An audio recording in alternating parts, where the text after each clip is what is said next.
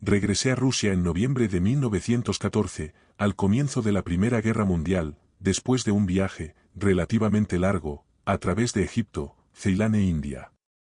La guerra estalló cuando me encontraba en Colombo, de donde me embarqué para regresar a través de Inglaterra. Al salir de San Petersburgo, yo había dicho que partía en busca de lo milagroso.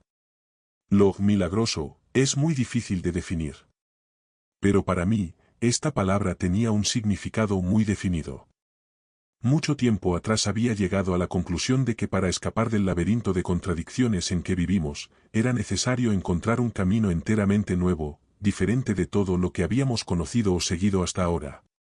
Pero ¿dónde comenzaba este camino nuevo o perdido? Yo era incapaz de decirlo. Entonces ya había reconocido como un hecho innegable que detrás de la fina película de falsa realidad, existía otra realidad de la cual, por alguna razón, algo nos separaba. Lo milagroso era la penetración en esta realidad desconocida.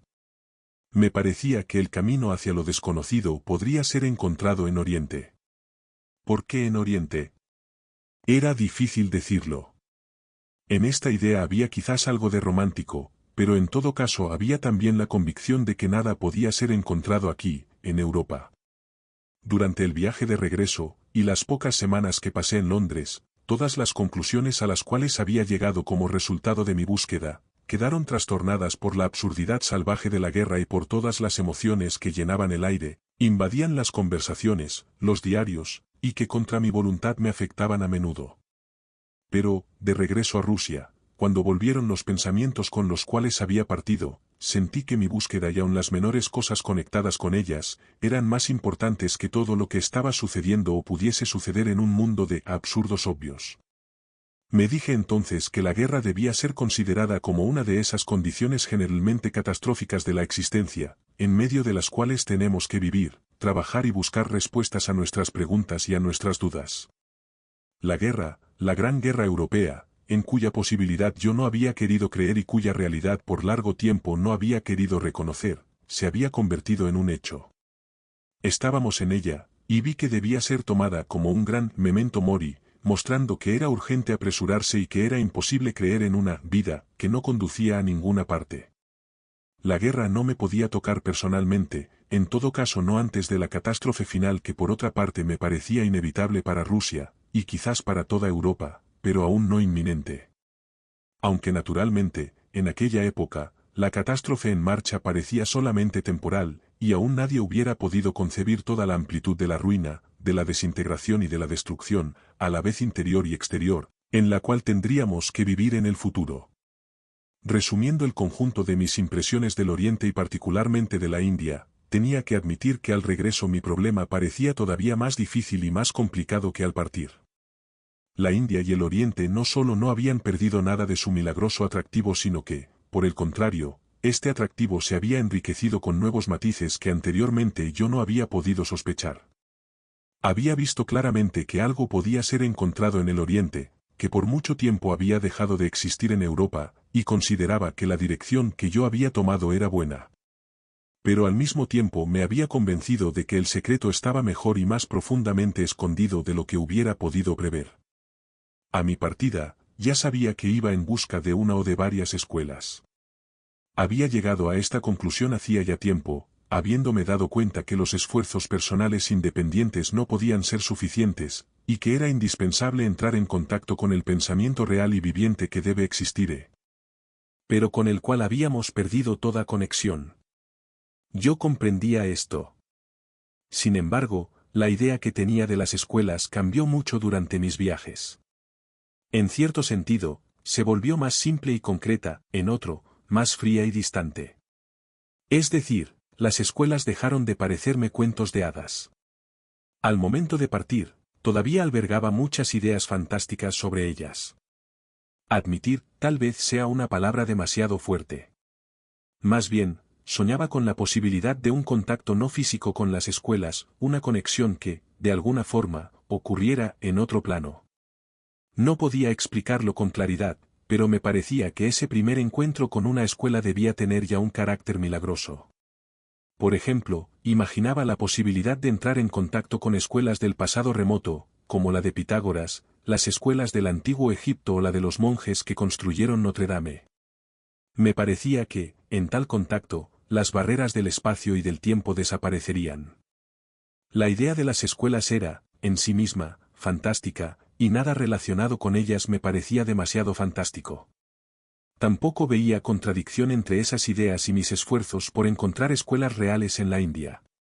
De hecho, me parecía que era precisamente allí donde podría establecer una forma de contacto que, con el tiempo, llegara a ser permanente e independiente de toda interferencia exterior.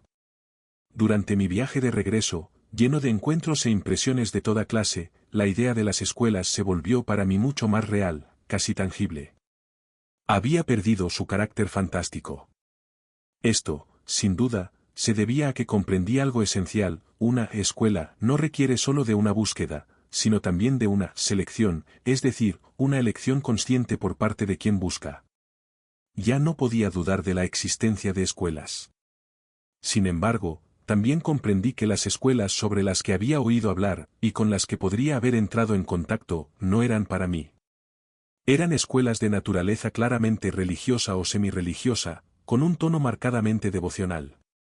No me atraían, sobre todo porque, si hubiera buscado un camino religioso, podría haberlo hecho en Rusia.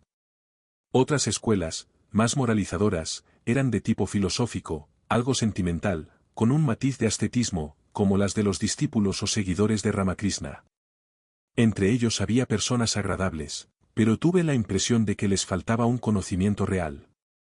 Había también escuelas comúnmente descritas como escuelas de yoga, basadas en la creación de estados de trance. A mis ojos, participaban demasiado del estilo espiritista. No podía confiar en ellas. Me parecía que conducían inevitablemente al autoengaño o a lo que los místicos ortodoxos, en la literatura monástica rusa, llaman seducción.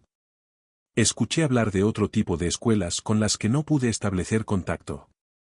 Estas prometían mucho, pero también exigían mucho, exigían todo desde el principio. Habría sido necesario quedarse en la India, abandonar para siempre toda idea de regresar a Europa, renunciar a todas mis ideas, proyectos y planes, y comprometerme en un camino del cual no podía saber nada de antemano. Estas escuelas me interesaban profundamente. Las personas que habían estado en contacto con ellas, y que me hablaron de su experiencia, se destacaban claramente sobre el común de las personas. Sin embargo, me parecía que debía existir un tipo de escuela más racional, en la cual, hasta cierto punto, el hombre tuviera derecho a saber hacia dónde se dirigía. Paralelamente, llegué a la conclusión de que una escuela, ya se la llame de ocultismo, esoterismo o yoga, debía existir en el plano ordinario, terrenal, como cualquier otra escuela, de pintura, de danza o de medicina. Me di cuenta de que la idea de escuelas en otro plano no era más que un signo de debilidad. Eso significaba que los sueños habían sustituido a la búsqueda real. Así comprendí que los sueños son uno de los mayores obstáculos en nuestro camino hacia lo milagroso. En camino hacia la India, hacía planes para próximos viajes. Esta vez deseaba comenzar por el Oriente musulmán. Sobre todo, estaba atraído por el Asia central rusa y Persia. Pero nada de todo esto estaba destinado a realizarse.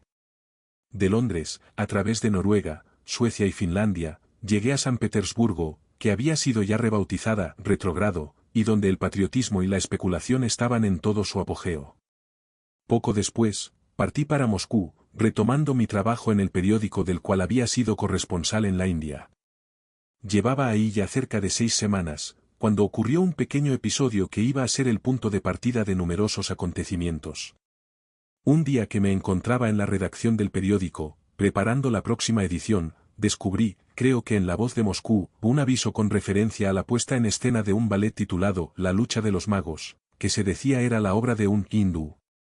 La acción del ballet debía tener lugar en la India, y ofrecer un cuadro completo de la magia del Oriente, con milagros de faquires, danzas sagradas, etc. No me gustó el tono parlanchín del párrafo.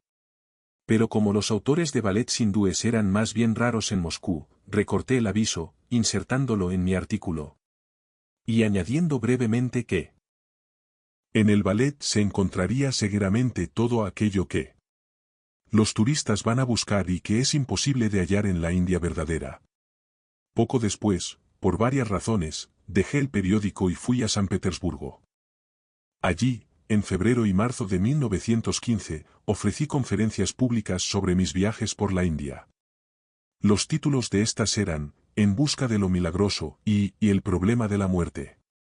En estas conferencias, que debían servir de introducción a un libro sobre mis viajes que tenía intención de escribir, dije que en la India lo milagroso no se buscaba donde debía buscarse, que todos los caminos habituales eran inútiles y que la India guardaba sus secretos mucho mejor de lo que se suponía. Sin embargo, de hecho lo milagroso, sí existía y estaba indicado por muchas cosas que la gente pasaba de largo sin captar su contenido verdadero y su significado oculto, y sin saber cómo acercarse a ellas. Nuevamente tenía en la mente las escuelas. A pesar de la guerra, mis conferencias despertaron considerable interés. Cada una de ellas atrajo más de 1000 personas al Hall Alexandrovsky del Domo Municipal de San Petersburgo. Recibí muchas cartas, la gente vino a verme, y sentí que, sobre la base de una búsqueda de lo milagroso, sería posible reunir a un número grande de personas que ya no podían tragar las formas usuales de mentira y de la vida en medio de la mentira. Después de Pascua, salí de nuevo hacia Moscú para ofrecer las mismas conferencias. Entre las personas que encontré con motivo de estas conferencias había dos, un músico y un escultor, que muy pronto comenzaron a hablarme de un grupo de Moscú dedicado a varias investigaciones y experimentos ocultos, bajo la dirección de un cierto G, un griego del Cáucaso. Era precisamente, como yo lo comprendí, el hindú, autor del argumento del ballet mencionado en el periódico que había llegado a mis manos 3 o 4 meses atrás. Debo confesar que lo que estas dos personas me contaron acerca de este grupo y de lo que en él ocurría, toda clase de prodigios de autosugestión, me interesó muy poco. Había oído demasiadas veces historias de este género y me había formado una opinión muy clara sobre ellas. Damas que súbitamente ven flotar en sus cuartos ojos que las fascinan y que ellas siguen de calle en calle, hasta la casa de un cierto oriental al cual pertenecen estos ojos. O bien, personas que, en la presencia del mismo oriental, sienten bruscamente que éste las está traspasando con la mirada, viendo todos sus sentimientos, pensamientos y deseos, sienten una extraña sensación en sus piernas y no pueden moverse, cayendo en su poder hasta el punto que él puede hacer de ellas lo que quiere, a una distancia. Tales historias me han parecido siempre como sacadas de una mala novela. La gente inventa milagros e inventa exactamente lo único que puede esperarse de ellos. Es una mezcla de superstición, autosugestión y debilidad intelectual, pero estas historias, según lo que he podido observar, nunca aparecen sin cierta colaboración de parte de los hombres a los cuales están referidas. Prevenido así por mis experiencias anteriores, fue solo ante los persistentes esfuerzos de M, uno de mis nuevos conocidos, que acepté conocer a G y tener una conversación con él. Mi primera entrevista modificó enteramente la idea que tenía de él y de lo que me podía aportar. Lo recuerdo muy bien. Habíamos llegado a un pequeño café, alejado del centro de la ciudad, en una calle bulliciosa. Vi a un hombre que ya no era joven, de tipo oriental, con bigotes negros y ojos penetrantes. En primer término, me asombró porque parecía estar completamente fuera de sitio en tal lugar y dentro de tal atmósfera. Estaba todavía lleno de mis impresiones del Oriente, y hubiera podido ver a este hombre con cara de raja hindú o de jeque árabe, bajo una túnica blanca o un turbante dorado. Pero, sentado en este pequeño café de tenderos y de comisionistas, con su abrigo negro de cuello de terciopelo y su bombín negro, producía la impresión inesperada, extraña y casi alarmante de un hombre mal disfrazado.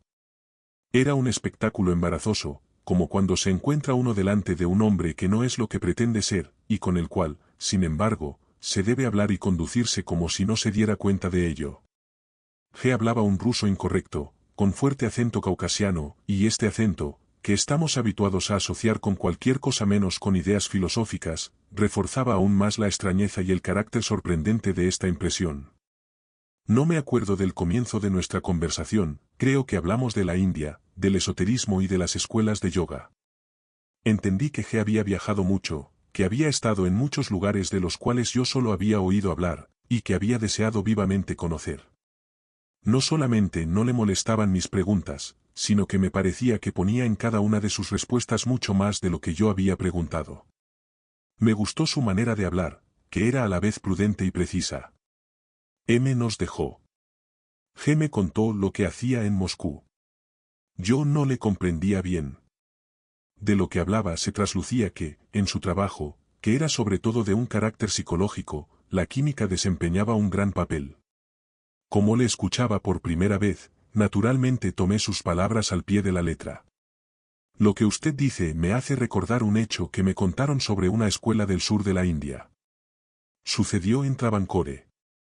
Un brahman, hombre excepcional en más de un sentido, le hablaba a un joven inglés de una escuela que estudiaba la química del cuerpo humano y que había probado, decía él, que al introducir o eliminar diversas sustancias se podría cambiar la naturaleza moral y psicológica del hombre. Esto se parece mucho a lo que usted dice. Sí, dijo G, es posible.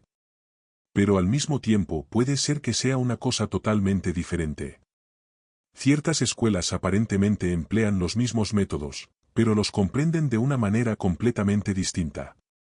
La similitud de métodos, o aun de ideas, no prueba nada. Hay otra cuestión que me interesa mucho.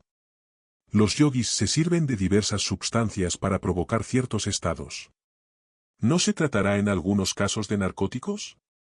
Yo mismo he hecho numerosos experimentos de esta índole, y todo lo que he leído sobre la magia me prueba claramente que las escuelas de todos los tiempos y de todos los países han hecho un amplio uso de narcóticos para la creación de estos estados que hacen posible la magia. Sí, contestó G, en muchos casos, estas sustancias son lo que usted llama narcóticos. Pero estos pueden ser empleados, lo repito, para fines muy diferentes. Ciertas escuelas se sirven de narcóticos en forma de vida. Sus alumnos los toman para estudiarse a sí mismos, para conocerse mejor, para explorar sus posibilidades y discernir por adelantado lo que podrán efectivamente lograr al final de un trabajo prolongado. Cuando un hombre ha podido tocar de esta manera la realidad de lo que ha aprendido teóricamente, trabaja desde ese momento conscientemente, y sabe a dónde va. Es a veces el camino más fácil para convencerse de la existencia real de las posibilidades que el hombre a menudo sospecha en sí mismo. Para este fin existe una química especial. Hay sustancias especiales para cada función. Cada función puede ser reforzada o debilitada, despertada o adormecida. Pero es indispensable un conocimiento muy profundo de la máquina humana y de esta química especial.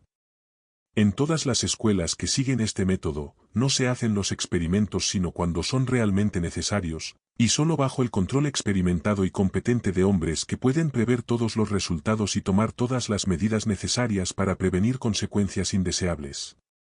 Las sustancias empleadas en estas escuelas no son solamente narcóticos, como usted los llama, a pesar de que un gran número de ellas son preparadas tomando como base drogas tales como el opio, el hachís, etc.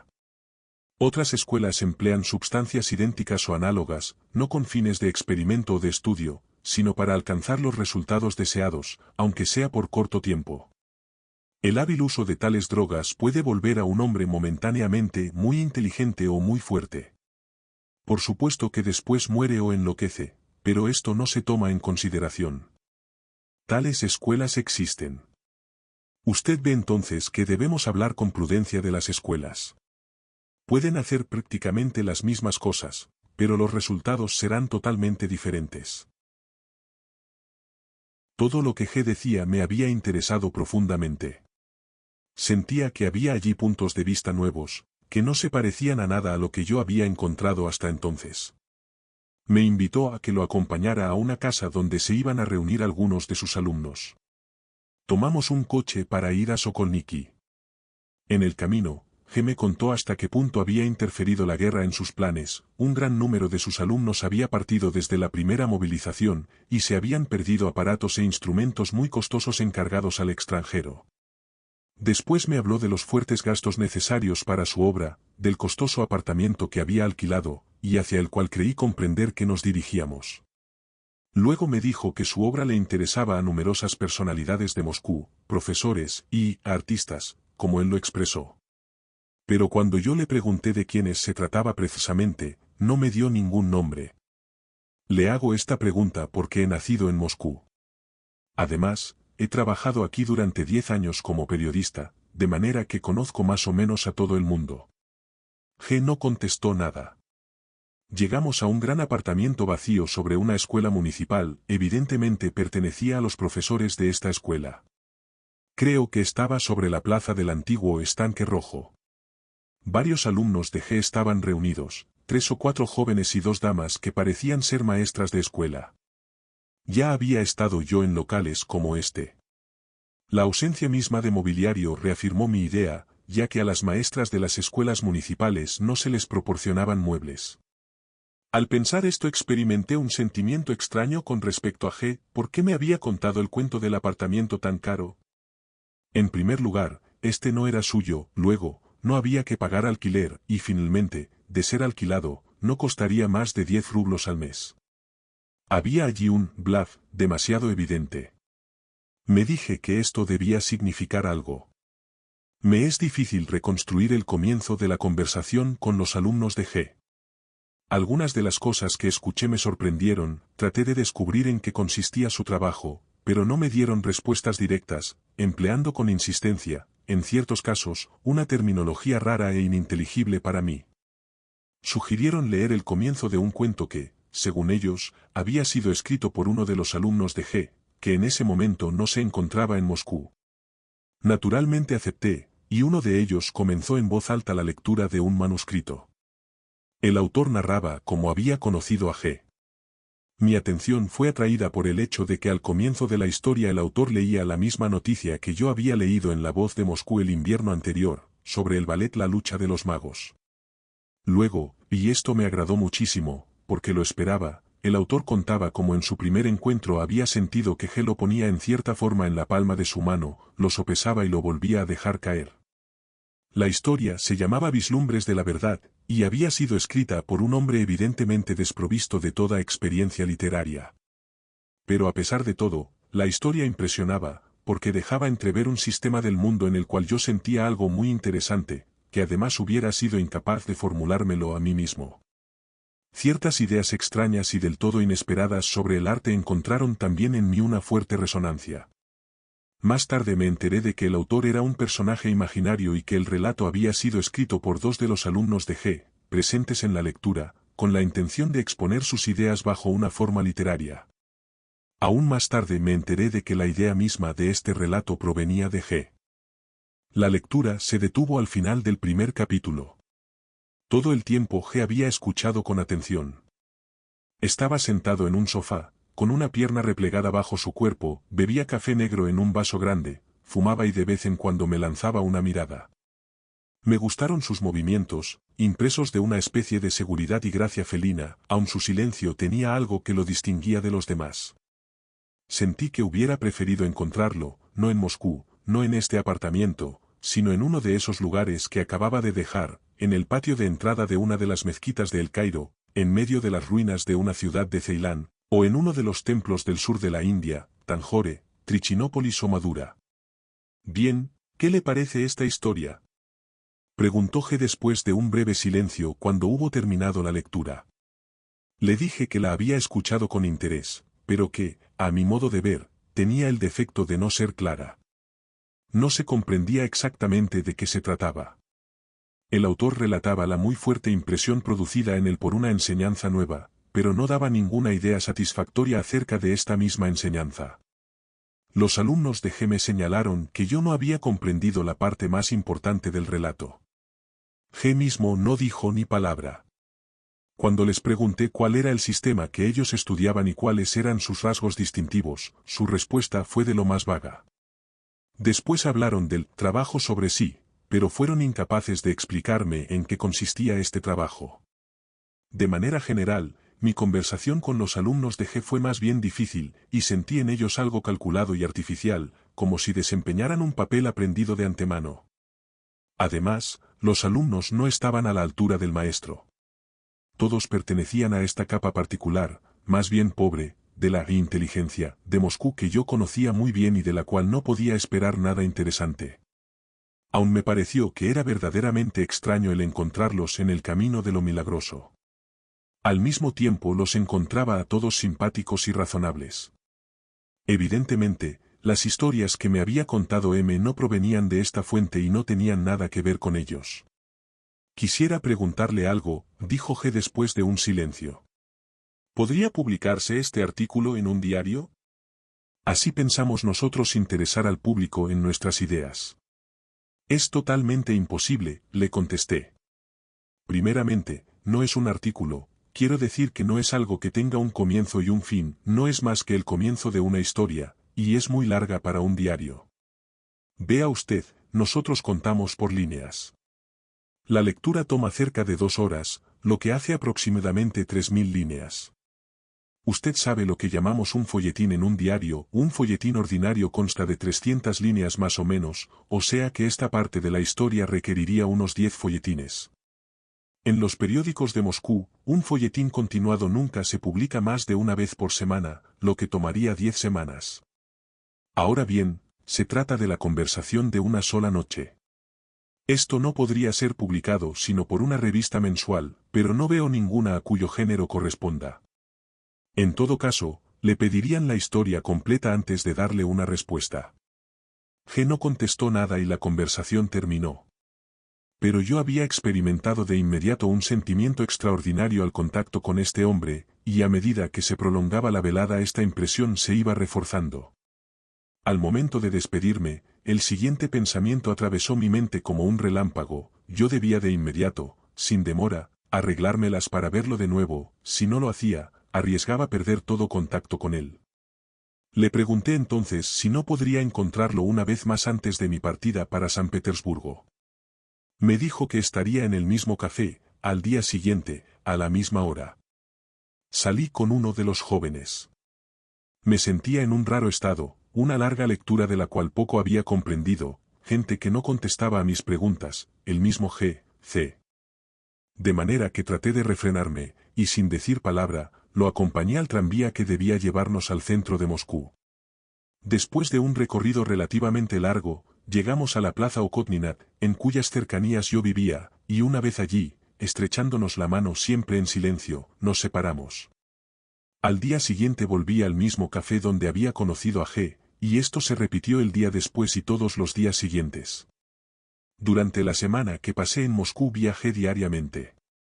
Pronto me di cuenta de que él dominaba muchas de las cuestiones que yo quería profundizar. Por ejemplo, me explicó ciertos fenómenos que yo había tenido ocasión de observar en la India y que nadie me había podido esclarecer ni en aquel entonces, ni más tarde. En sus explicaciones, sentí la seguridad del especialista, un análisis muy fino de los hechos, y un sistema que no podía comprender, pero cuya presencia sentía, porque sus palabras me hacían pensar no solo en los hechos tratados, sino en muchas otras cosas que yo había ya observado o cuya existencia había barruntado. No volví a ver al grupo de G. Acerca de sí mismo, G habló poco. 1 o 2 veces, mencionó sus viajes en el Oriente. Me habría interesado saber exactamente por dónde había viajado, pero fui incapaz de sacar nada en limpio. En cuanto a su trabajo en Moscú, G dijo que tenía 2 grupos sin relación el uno con el otro, y ocupados en trabajos diferentes, según sus fuerzas y su grado de preparación, para usar sus propias palabras. Cada miembro de estos grupos pagaba 1000 rublos al año, y podía trabajar con él mientras proseguía en la vida el curso de sus actividades ordinarias. Le dije que, en mi opinión, 1000 rublos al año me parecía un precio demasiado elevado para los que carecían de fortuna. G me contestó que no era posible otro arreglo porque, debido a la naturaleza misma del trabajo, él no podía tener numerosos alumnos.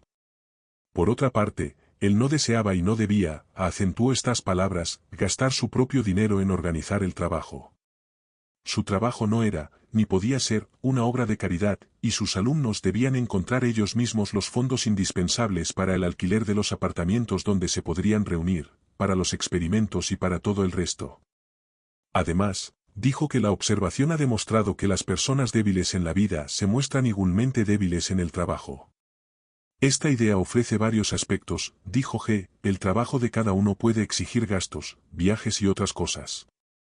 Si la vida de un hombre está tan mal organizada que un gasto de 1000 rublos lo puede detener, sería preferible para el que no emprendiera nada con nosotros. Supongamos que un día su trabajo le exija viajar a El Cairo o a otra parte, debe tener los medios para hacerlo. A través de nuestra demanda, vemos si es capaz o no de trabajar con nosotros. Más aún, continuó G, verdaderamente mi tiempo es demasiado escaso para poder sacrificarlo a otros, sin siquiera estar seguro de que esto les hará bien. Valorizo mucho mi tiempo porque lo necesito para mi obra, porque no puedo, y como ya lo he dicho, no quiero gastarlo improductivamente. Y hay una última razón, es necesario que una cosa cueste para que sea valorizada. Escuché estas palabras con un extraño sentimiento. De un lado, me agradaba todo lo que decía G. Me atraía esta ausencia de todo elemento sentimental, de toda palabrería convencional sobre el altruismo y el bien de la humanidad, etc. Pero, de otro lado, me sorprendía el deseo visible que tenía de convencerme en esta cuestión del dinero, ya que yo no tenía ninguna necesidad de ser convencido.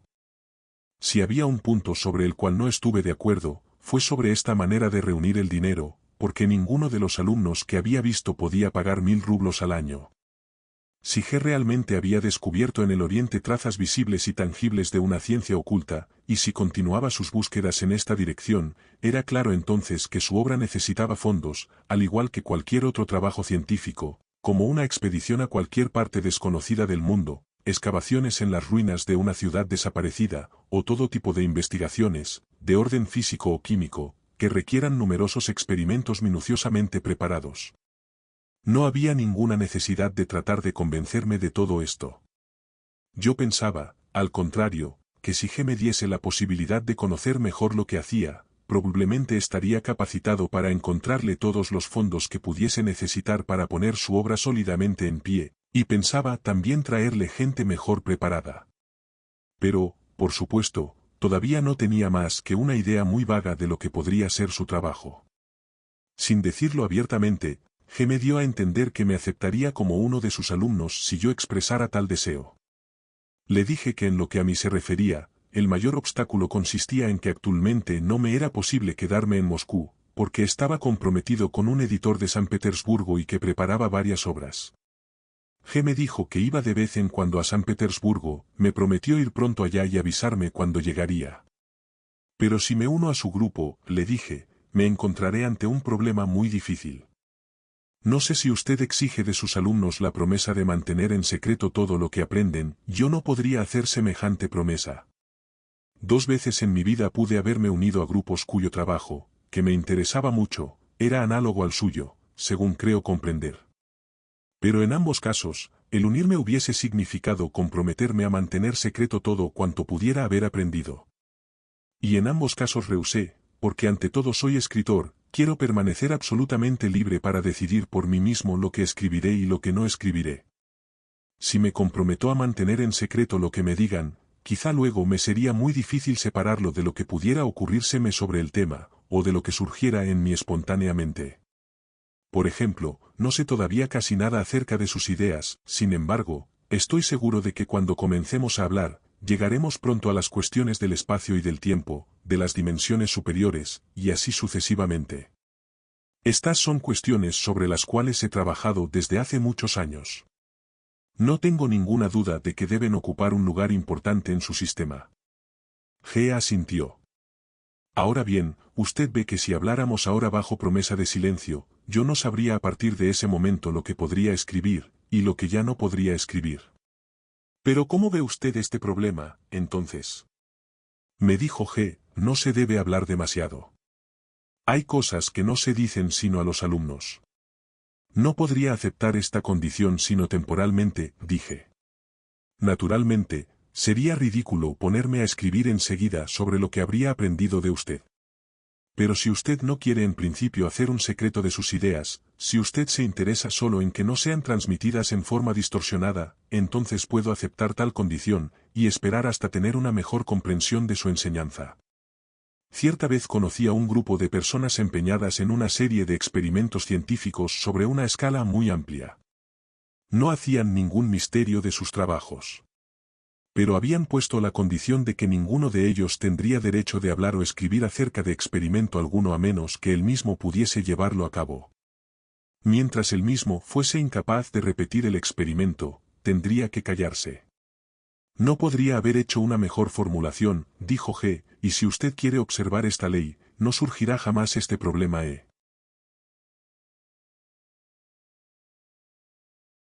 Partimos del hecho que el hombre no se conoce a sí mismo, que no es, acentúo estas palabras, es decir, que no es lo que puede y debería ser. Por esta razón no puede comprometerse ni asumir ninguna obligación. No puede decidir nada en cuanto al futuro. Hoy es una persona, y mañana es otra. Desde luego, no está atado a nosotros en forma alguna, y, si quiere, puede abandonar el trabajo en cualquier instante y marcharse. No existe ninguna obligación, ni en nuestra relación hacia él, ni en la suya respecto a nosotros. Puede estudiar, si esto le gusta. Tendrá que hacerlo por largo tiempo y trabajar mucho sobre sí mismo. Si un día llega a aprender lo suficiente, entonces la cosa será diferente. Verá por sí mismo si quiere o no nuestro trabajo. Si lo desea, podrá trabajar con nosotros, si no, puede irse. Hasta ese momento, es libre. Si se queda después de esto, será capaz de decidir o de hacer sus arreglos para el futuro. Por ejemplo, considere usted esto, no al comienzo, por cierto, sino más tarde, un hombre puede encontrarse en una situación en que al menos por un tiempo debe mantener en secreto algo que ha aprendido. ¿Cómo podría un hombre que no se conoce a sí mismo comprometerse a guardar un secreto? Naturalmente puede prometerlo, pero ¿podrá mantener su promesa? Ya que él no es uno, tiene en sí una multitud de hombres. Uno entre ellos promete y cree que quiere guardar el secreto. Pero mañana otro en él se lo dirá a su mujer o a un amigo frente a una botella de vino, o bien dejará que cualquier vivo le tire de la lengua, y él dirá todo aun sin darse cuenta. O bien alguien le gritará inesperadamente, y al intimidarlo, le hará hacer todo lo que quiera. ¿Qué tipo de obligaciones podría entonces asumir? No, con un hombre tal no hablaremos seriamente. Para ser capaz de guardar un secreto, un hombre debe conocerse y debe ser. Por eso, un hombre tal como lo son todos los hombres, está muy lejos de esto. Algunas veces, fijamos condiciones temporales para la gente. Es una prueba. Ordinariamente, muy pronto dejan de observarlas, pero esto no importa, porque nunca confiamos un secreto importante a un hombre en el cual no tenemos confianza. Quiero decir que para nosotros esto no importa, si bien destruye ciertamente nuestra relación con él, y él pierde así su oportunidad de aprender algo de nosotros, si es que hubiera algo que aprender. Esto también puede causar repercusiones desagradables para todos sus amigos personales, aunque quizás ellos no las esperen. Recuerdo que en una de mis conversaciones con G, en el curso de la primera semana en que nos conocimos, hablé de mi intención de regresar al Oriente. ¿Vale la pena pensar sobre ello? Le pregunté. ¿Y cree usted que pueda encontrar allí lo que busco? Está bien ir allá para un descanso, de vacaciones, dijo G, pero para lo que usted busca no vale la pena. Todo ello puede encontrarse aquí. Comprendí que estaba hablando de trabajar con él. Le pregunté. Pero, ¿no ofrecen ciertas ventajas las escuelas que se encuentran en el Oriente, en el seno de todas las tradiciones? Al contestar, G desarrolló varias ideas que no comprendí sino mucho más tarde. Suponiendo que encontrase escuelas, usted no encontraría sino escuelas filosóficas, dijo. En la India hay solo escuelas filosóficas. Hace mucho tiempo las cosas quedaron repartidas así, en la India la filosofía, en Egipto la teoría, y en la región que corresponde hoy a Persia, Mesopotamia y Turquestán, la práctica. ¿Y aún continúa eso en la misma forma? Pregunté. En parte, aún hasta ahora, respondió. Pero usted no capta claramente lo que yo quiero decir por filosofía, teoría y práctica. Estas palabras no deben entenderse en el sentido ordinario. Hoy en día en el Oriente se encuentran solo escuelas especiales, no hay escuelas generales. Cada maestro o gurú es un especialista en alguna materia. Uno es astrónomo, otro escultor, un tercero es músico. Y los alumnos deben ante todo estudiar.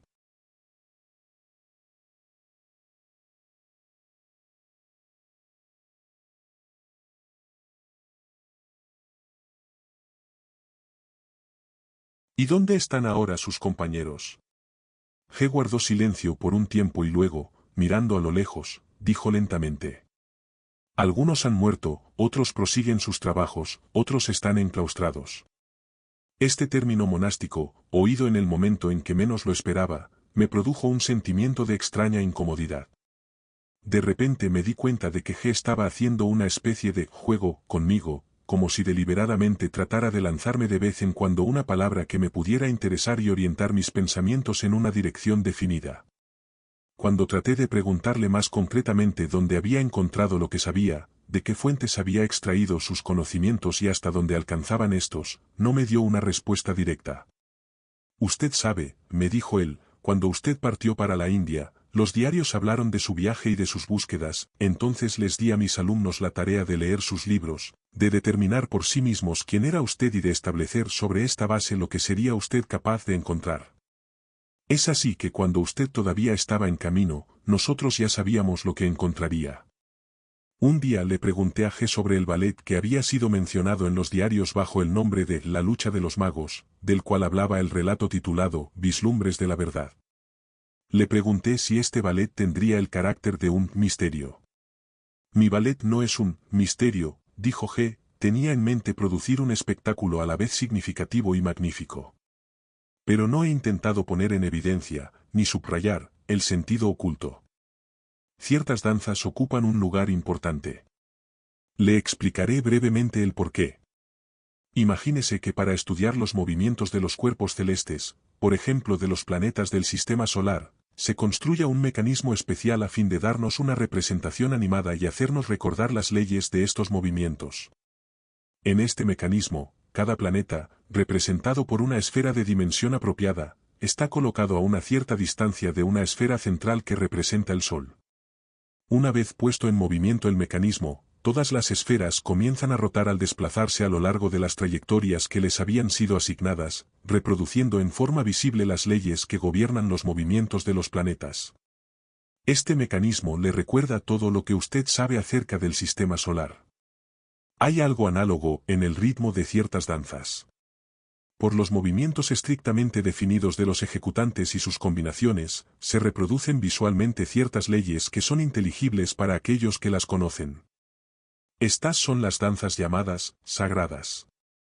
En el curso de mis viajes en el Oriente, muchas veces he sido testigo de tales danzas ejecutadas en los antiguos templos durante los oficios divinos.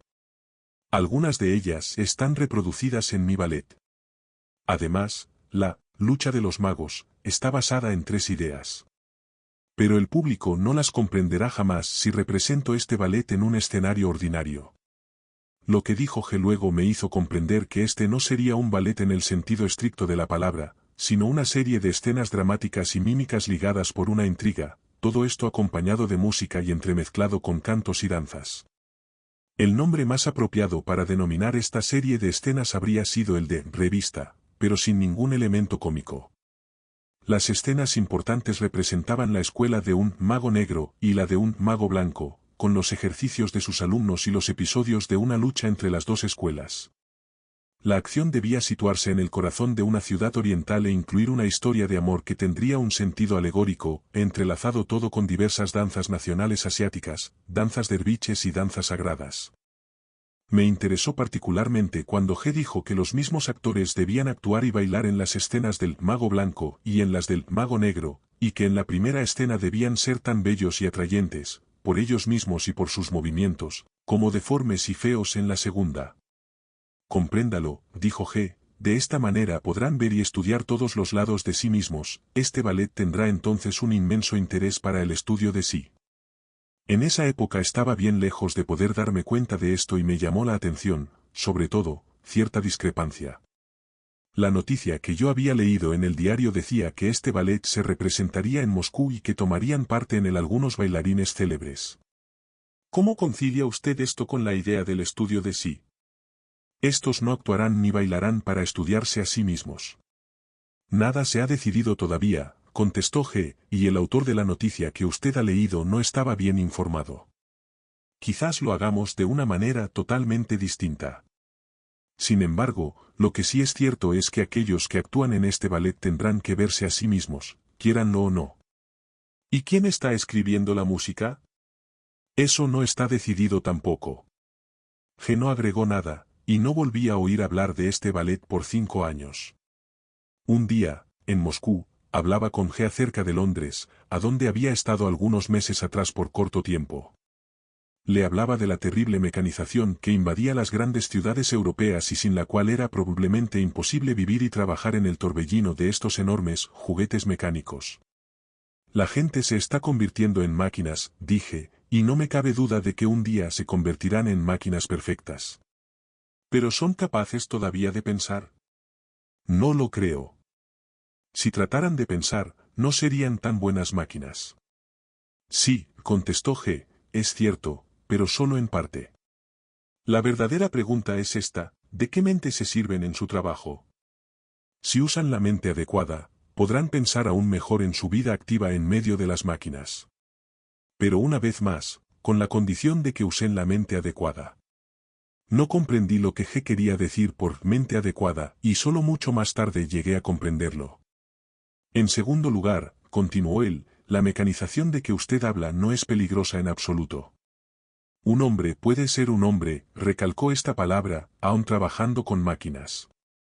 Hay otra clase de mecanización muchísimo más peligrosa, ser uno mismo una máquina. ¿Nunca ha pensado usted en el hecho de que todos los hombres son ellos mismos máquinas?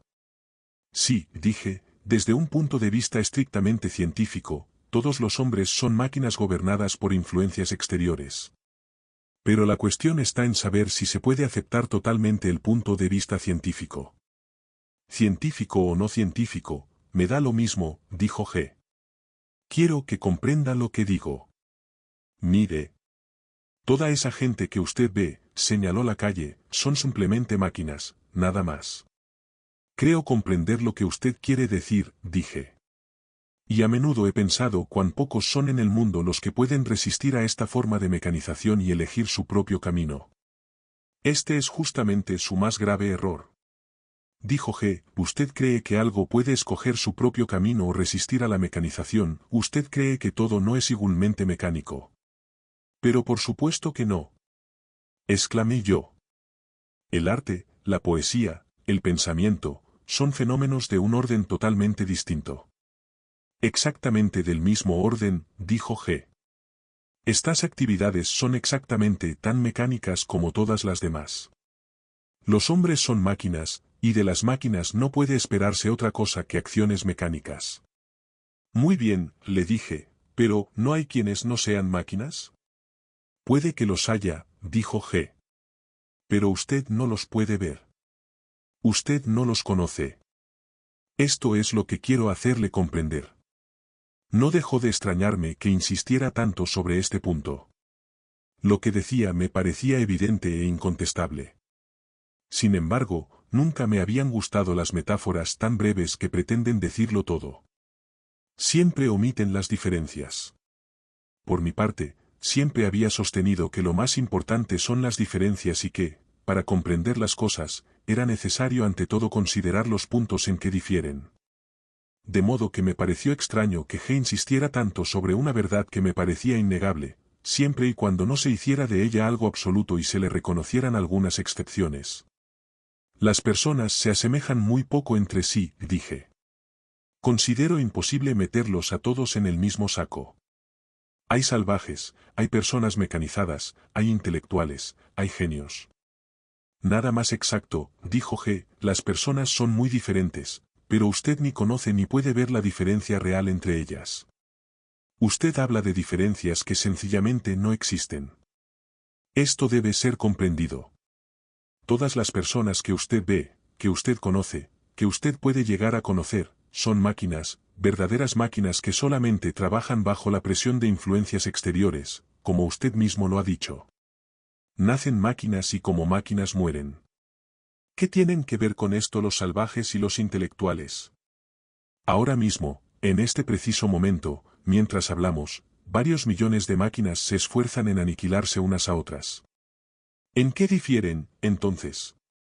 ¿Dónde están los salvajes, y dónde los intelectuales? Todos son iguales. Pero es posible dejar de ser máquina.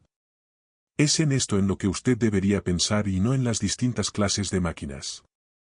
Por supuesto que las máquinas difieren, un automóvil es una máquina, un gramófono es una máquina y un fusil es una máquina.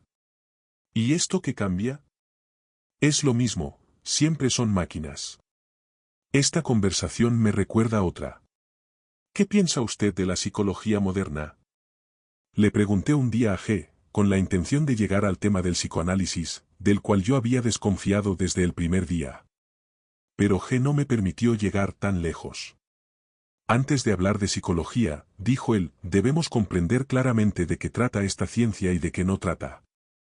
El verdadero objeto de la psicología es la gente, los hombres, los seres humanos. ¿Qué psicología? Recalcó la palabra, puede haber cuando no se trata sino de máquinas. Para el estudio de las máquinas lo que se necesita es la mecánica y no la psicología. Por eso comenzamos por el estudio de la mecánica. El camino que lleva a la psicología es aún muy largo.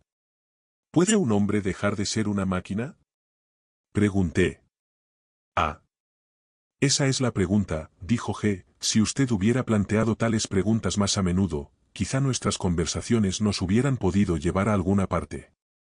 Sí, es posible dejar de ser una máquina, pero para esto es necesario, ante todo, conocer la máquina.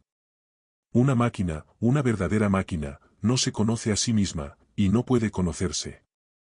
Cuando una máquina se conoce, desde ese instante ha dejado de ser una máquina, por lo menos, ya no es la misma máquina que antes. Ya comienza a ser responsable de sus acciones. Según usted, ¿esto significa que un hombre no es responsable de sus acciones? Pregunté.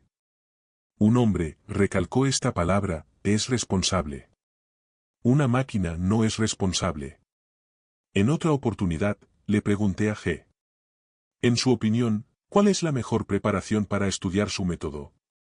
Por ejemplo, ¿es útil estudiar lo que se llama literatura, oculta, o mística? Al decirle esto, tenía en mente en forma particular el tarot y toda la literatura referente al tarot. Sí, dijo G, se puede encontrar mucho por medio de la lectura. Por ejemplo, considere su caso, ya podría usted conocer bien las cosas, si supiese leer.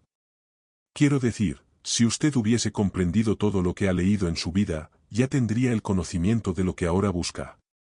Si hubiese usted comprendido todo lo que está escrito en su propio libro, ¿cuál es su título? Chapurreó en una forma completamente imposible las palabras, tertium organum.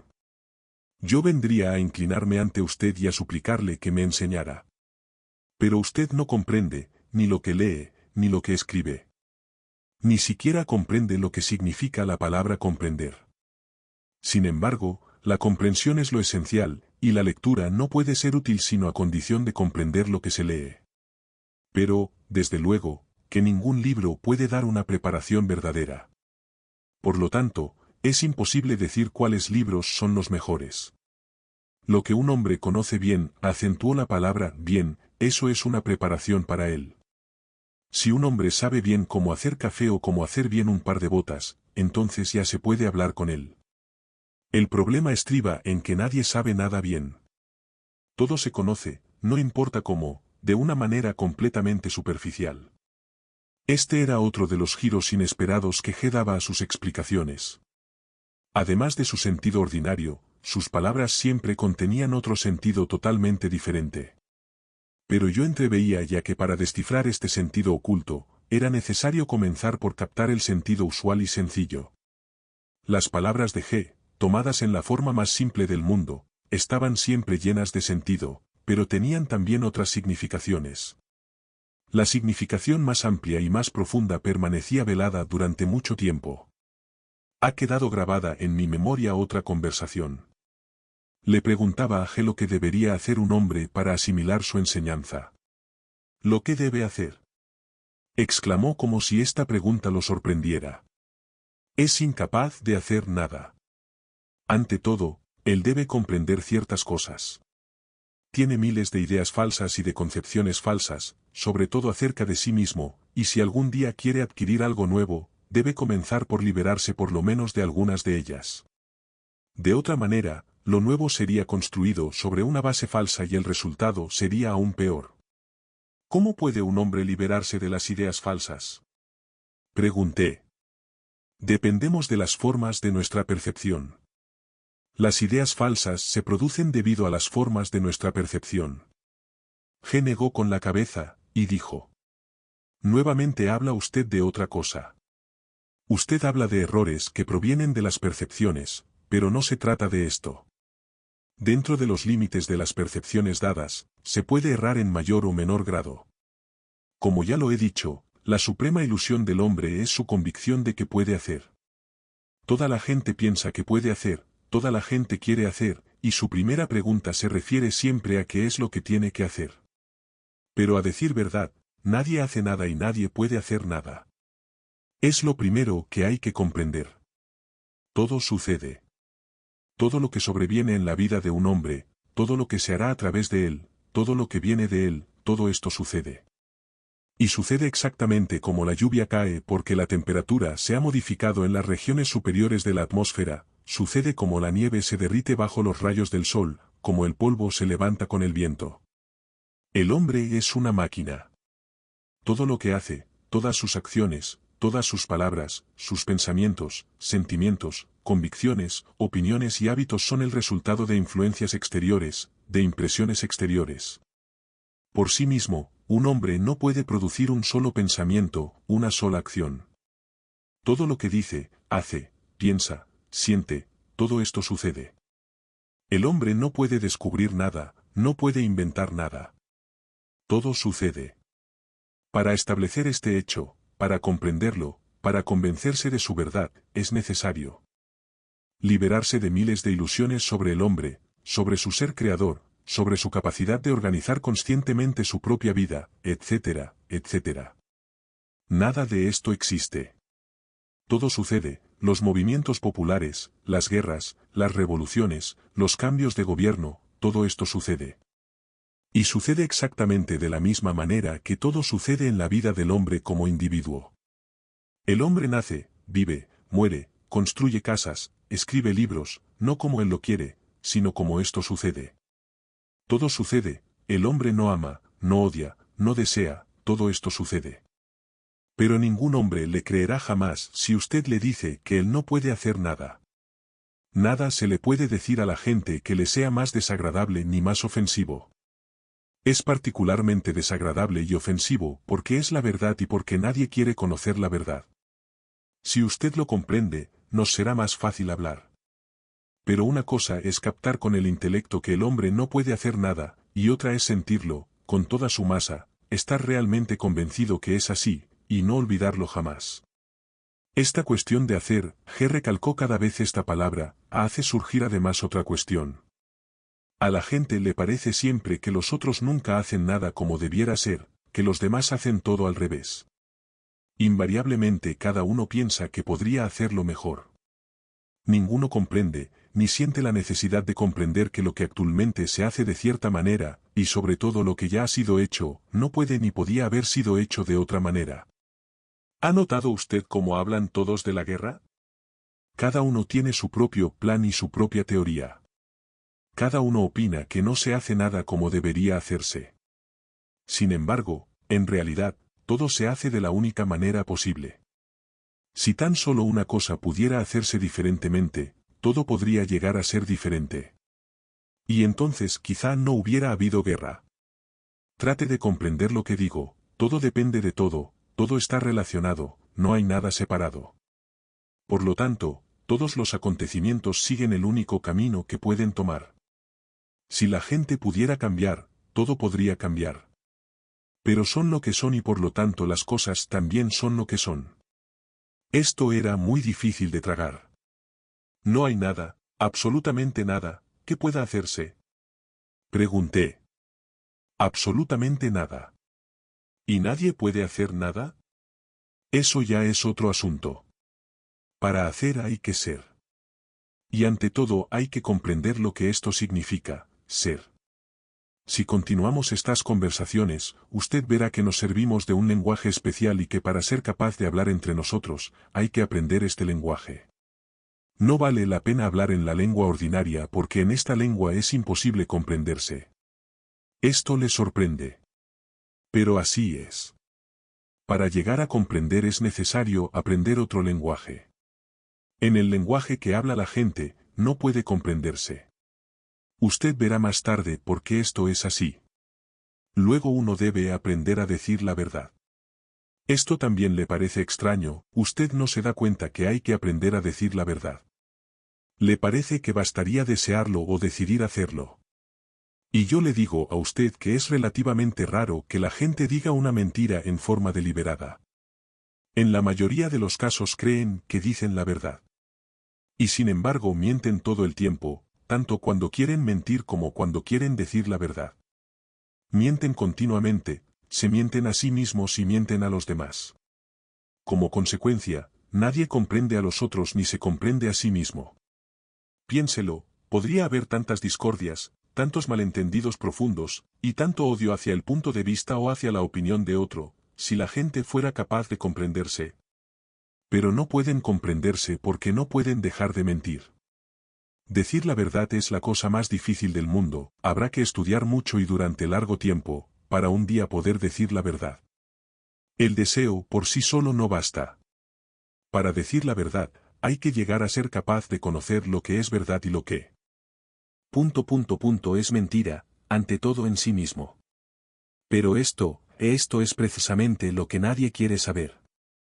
Las conversaciones con G y el giro imprevisto que le daba a cada idea me interesaban cada día más, pero tenía que irme a San Petersburgo. Recuerdo mi última conversación con él. Le había agradecido su consideración para conmigo, y sus explicaciones que, como ya lo había visto, habían cambiado muchas cosas para mí. Sin embargo, le dije, lo más importante son los hechos. Si pudiera ver hechos reales, auténticos, de naturaleza nueva y desconocida, solo ellos me convencerían de que estoy en el buen camino. Seguía pensando todavía en los milagros. Habrá hechos, me dijo G. Se lo prometo. Pero no se puede comenzar por allí. En aquel entonces no comprendí qué quería decir, solo lo comprendí más tarde, cuando G, manteniendo su palabra, me puso realmente delante de hechos. Pero esto no debía producirse sino un año y medio más tarde, en agosto de 1916. De nuestras últimas conversaciones en Moscú, guardo todavía el recuerdo de ciertas palabras pronunciadas por G, las cuales solo más tarde llegaron a ser inteligibles para mí. Me habló de un hombre que una vez había conocido estando con él, y de sus relaciones con ciertas personas. Es un hombre débil, me dijo. Las personas se sirven de él, inconscientemente, por supuesto. Y esto es así, porque él las considera. Si no las considerase, todo sería distinto, y ellas mismas serían distintas.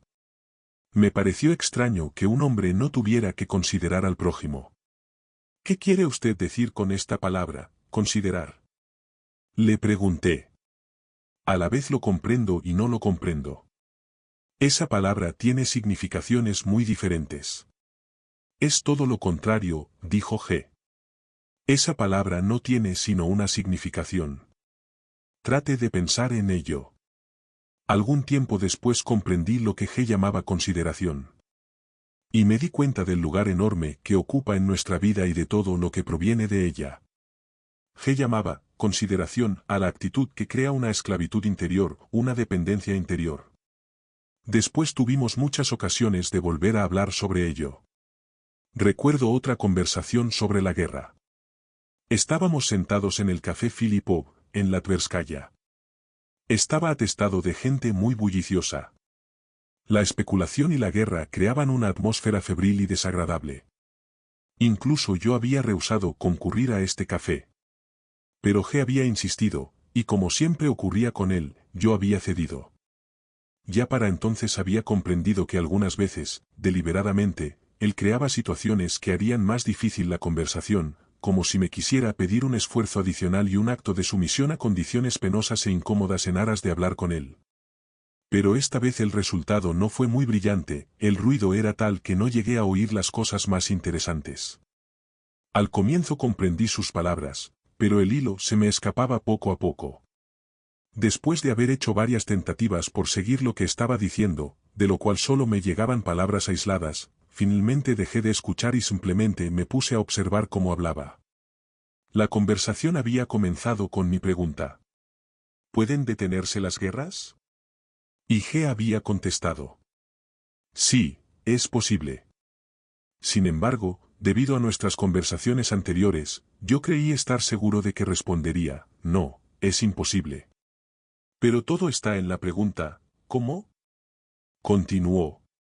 Hay que saber mucho para comprenderlo. ¿Qué es una guerra? La guerra es un resultado de influencias planetarias. En alguna parte, allá arriba, 2 o 3 planetas se han acercado demasiado, y resulta una tensión. ¿Ha notado cómo se tensa usted cuando un hombre lo roza en una vereda estrecha? Entre los planetas se produce la misma tensión. Para ellos quizá esto no dura sino 1 o 2 segundos. Pero aquí, sobre la Tierra, la gente comienza a matarse y continúa la matanza durante años. En todo este tiempo les parece que se odian los unos a los otros, o quizá que es su deber destrozarse por algún propósito sublime, o bien que deben defender algo o a alguien. Y que es muy noble hacerlo, o cualquier cosa por el estilo. Son incapaces de darse cuenta de hasta qué punto son simples peones sobre un tablero de ajedrez. Se atribuyen importancia, se creen libres de ir y venir a su antojo, piensan que pueden decidir hacer esto o aquello. Pero, en realidad, todos sus movimientos, todas sus acciones, son el resultado de influencias planetarias. Por sí mismos, no tienen ninguna importancia. Quien tiene el papel importante es la Luna. Pero hablaremos de la Luna más adelante. Basta, por ahora, con comprender que ni el emperador Guillermo, ni los generales, ni los ministros, ni los parlamentos tienen significación alguna ni hacen nada. A gran escala, todo lo que sucede está regido desde el exterior, ya sea por combinaciones accidentales de influencias, ya sea por leyes cósmicas generales. Esto fue lo que oí.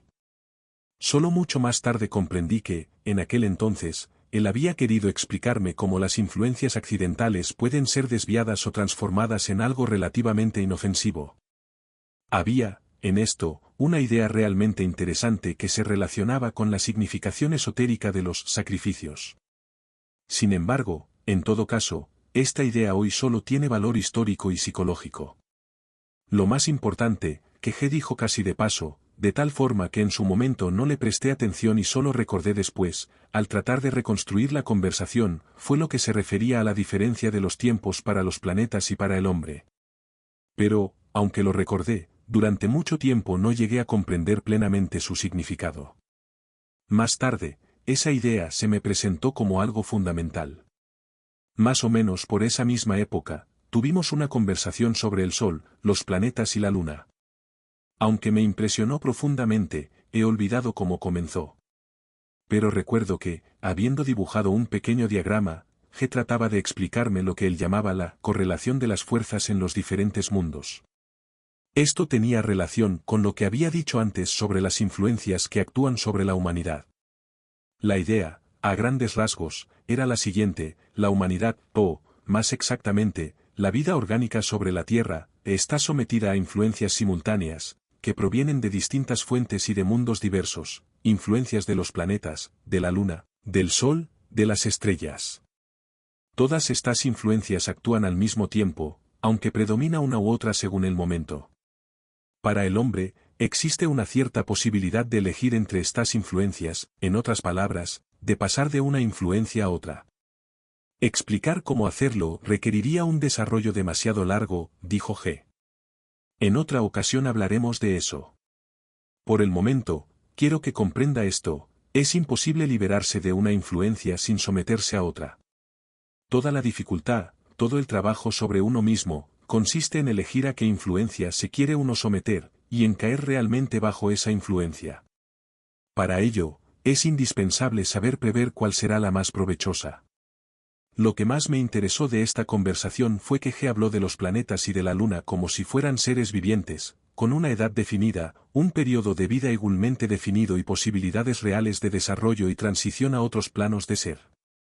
De sus palabras se desprendía que la Luna no era un planeta muerto, como se admite comúnmente, sino todo lo contrario, un planeta en estado naciente, en su primerísimo estado de desarrollo, que aún no había alcanzado, en sus propias palabras, el grado de inteligencia que posee la Tierra.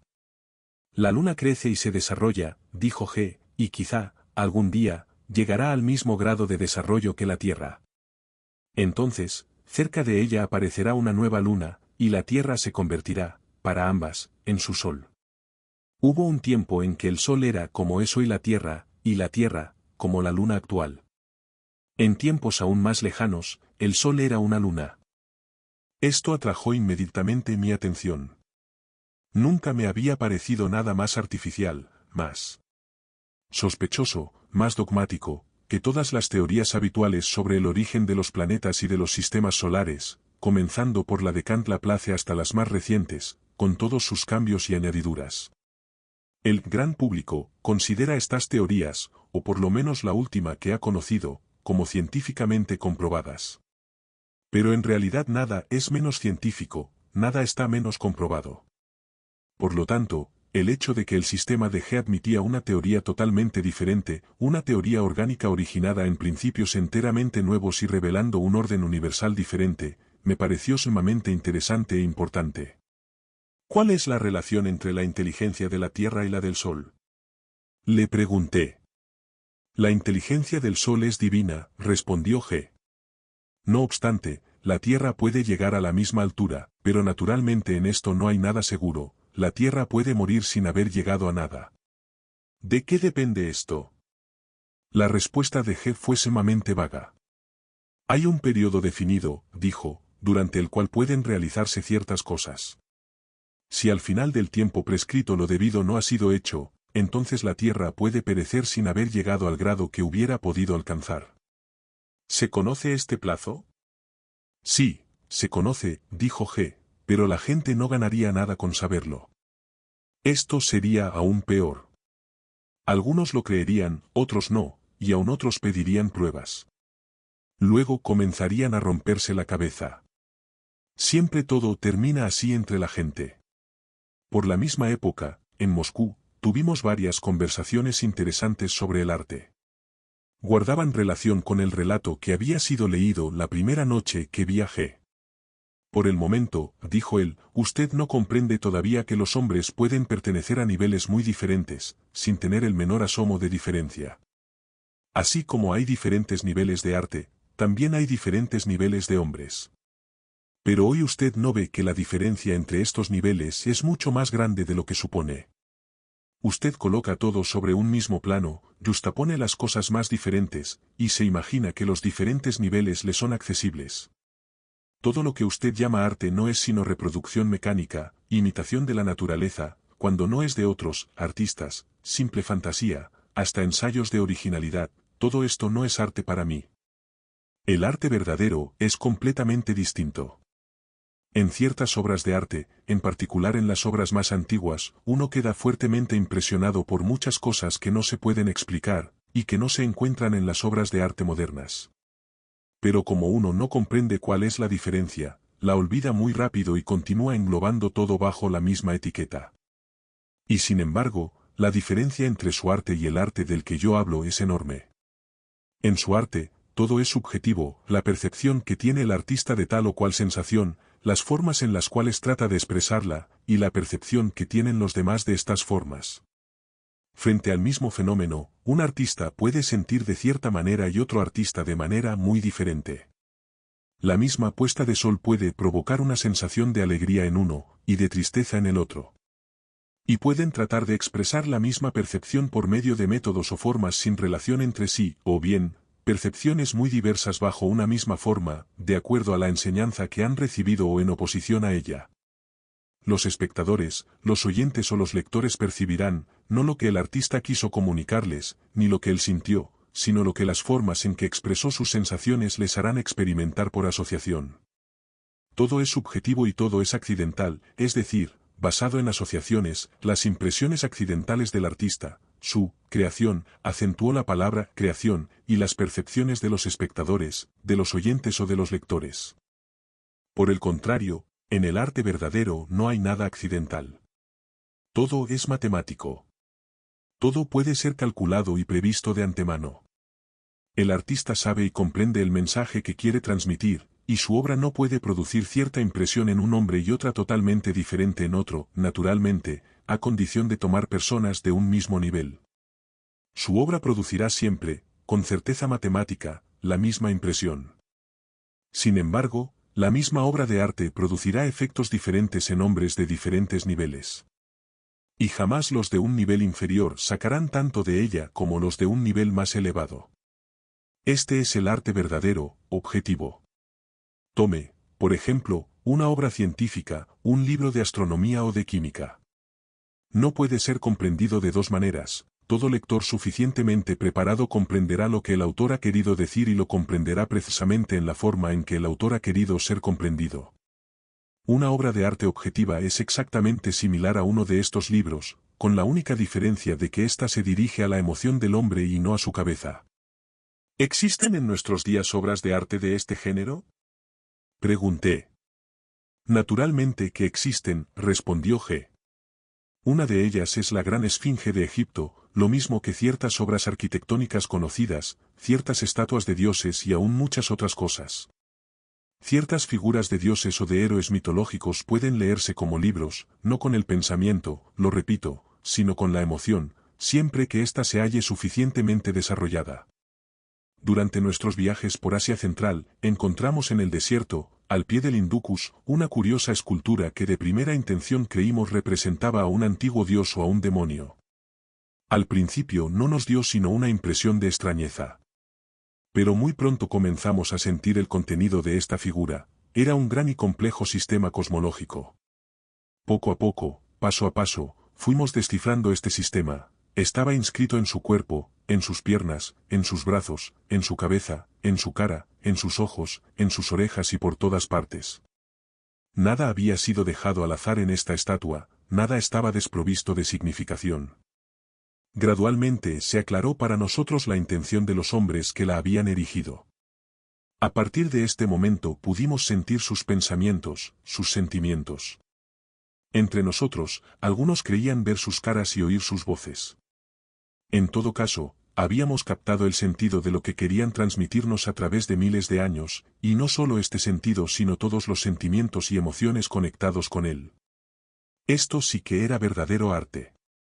Me interesó muchísimo lo que G había dicho sobre el arte. Su principio de división entre arte subjetivo y arte objetivo evocaba mucho para mí. No comprendía aún todo lo que ponía en sus palabras. Pero siempre había sentido en el arte ciertas divisiones y gradaciones que no podía llegar a definir ni a formular y que ninguna otra persona había formulado nunca. No obstante, yo sabía que estas divisiones y gradaciones existían. De tal modo que todas las discusiones sobre el arte que no las admitieran me parecían frases huecas, sin sentido e inútiles. Gracias a las indicaciones que G me había dado de los diferentes niveles que no llegamos a ver ni a comprender, sentía que debía existir una vía de acceso a esta misma gradación que yo había sentido, pero que no había podido definir. En general, me asombraron muchas de las cosas dichas por G. Había allí ideas que no podía aceptar y que me parecían fantásticas, sin fundamento. Otras, por el contrario, coincidían extrañamente con lo que yo mismo había pensado, o reafirmaban los resultados a los que había llegado hacía mucho tiempo. Sobre todo, estaba interesado en la contextura de todo lo que él había dicho.